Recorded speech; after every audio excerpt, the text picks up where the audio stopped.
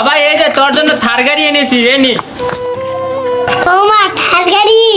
তুই দেখ, আমাদের কাছে থার গাড়ি আমি যে নিয়ে এসি। ও মা, আমি না তুই থার গাড়ি দিয়ে খেলছিস? হ্যাঁ, একটু তোর থার গাড়িটা